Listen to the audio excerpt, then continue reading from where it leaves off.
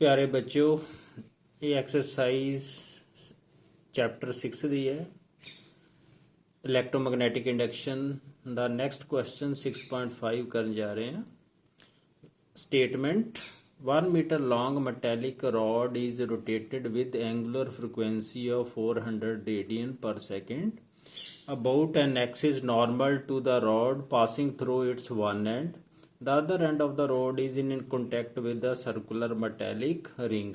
A circular metallic ring ਇਹਦੇ ਨਾਲ contact a rod OP. A constant and uniform magnetic field of 0.5 Tesla parallel to the axis exists everywhere. A magnetic field inward act ਕਰ ਰਿਹਾ along the ਇਹਦੇ axis ਇਦਾਂ perpendicularly and नीचे की तरफ axis हर जगह ये एग्जिस्ट कर रहा है। Calculate the EMF develop between the centre and the ring. Centre और रिंग दे विच कितना EMF डिवेल्प होएगा। इसको समझने के लिए पहले लॉरेंस फोर्स आपने जरूर वो टॉपिक समझ लेना। जो Lorentz force acting on the charge उसकी वैल्यू कितनी होती है कि Q into v cross B.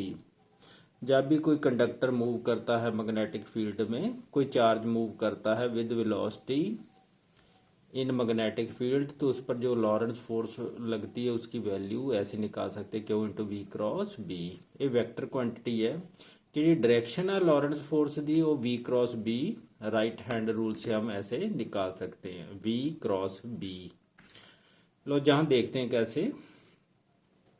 लो जी मेटेलिक रॉड है, अब इस पर मैग्नेटिक फील्ड लग रहा है, तो मैग्नेटिक फील्ड के कारण हम इसमें जो होते हैं ना चार्जेस होते हैं, इलेक्ट्रॉन्स होते हैं, प्रोटॉन्स होते हैं, आपको पता ही है।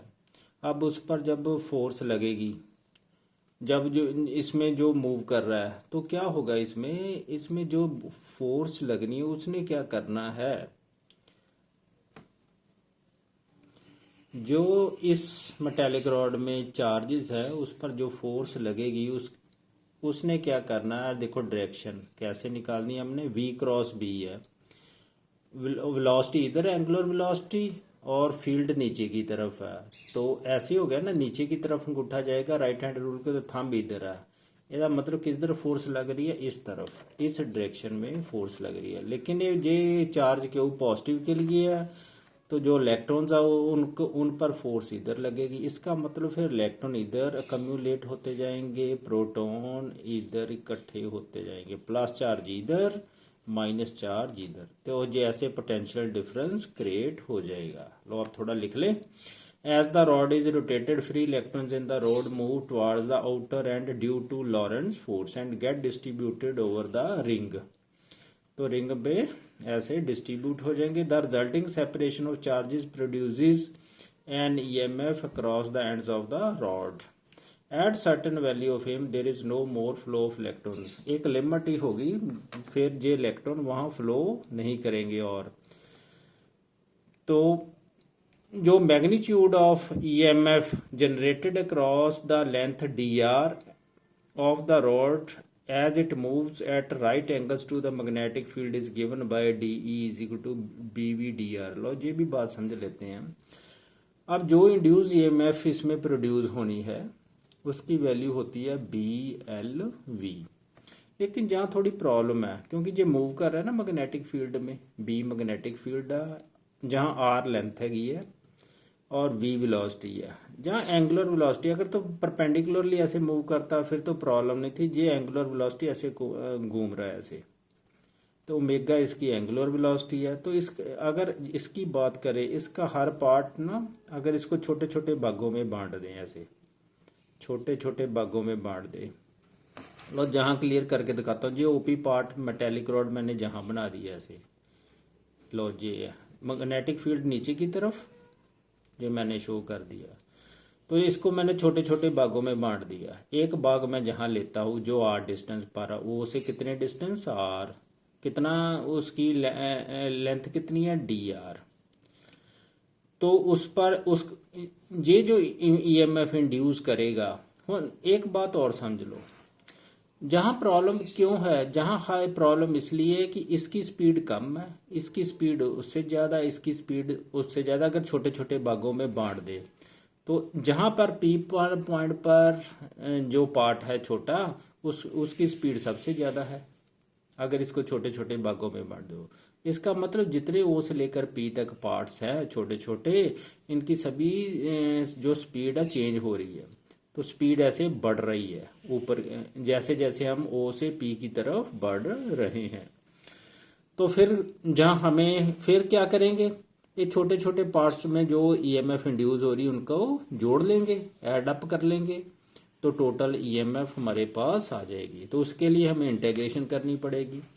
तो जे इस पॉइंट पर हम मान लेते हैं डी आर इसकी डिस्टेंस है, स्मॉल डिस्टेंस, ओ से कितनी दूरी है, आर है।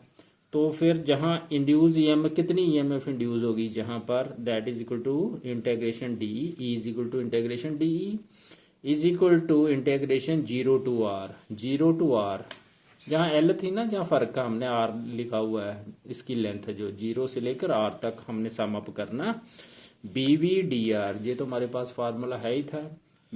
जहाँ जो एल है उसे हमने डी आर लिखा क्योंकि डी आर पार्ट लिया हुआ है हमने। अब जो v है वो हमें पता है, linear velocity is equal to R into angular velocity होती है। तो ये मैंने value v Q R omega लिख दिया डी आर। तो इसमें बी ओमेगा बाहर कर दो, 0 to R, omega angular velocity है, एंगुलर फ्रिक्वेंसी भी कह देते हैं, आर डी आर इसको इंटेग्रेट कर देते हैं, बी डब्ल्यू इसकी इंटेग्रेशन आर स्क्र बटा 2, 0 to R, B W R square बटा 2 माइनस 0 स्क्र बटा 2, ये तो वैल्यू 0 होगी, ये value B W R square बटा 2। तो ये ईएमएफ इंड्यूस होगी। तो अब इस क्वेश्चन में उसने दिया हुआ जो आर है, लेंथ ऑफ मेटेलिक रॉड, वो 1 मीटर है, एंगुलर फ्रिक्वेंसी 400 रेडियन पर सेकंड है, मैग्नेटिक फील्ड 0.5 टेस्ला दिया हुआ है, लिखा हुआ है। अब EMF develop between the centre and the ring, centre से रिंग तक कितनी ईएमएफ डेवलप होगी, 1/2 B W R square, 1/2 0.5 B की वैल्यू, डब्ल्यू ओमेगा की वैल्यू 400, आर की वैल्यू 1 का स्क्र। इसको सॉल्व कर लो, 1/2 इंटू 5/10 इंटू 400, ये कट गया, तो इसको भी काट लो, 220, v को 20 को 5 से मल्टीप्लाई कर दो तो 100 वोल्ट, ये आंसर आ गया, 100 वोल्ट डेवलप होगी ईएमएफ।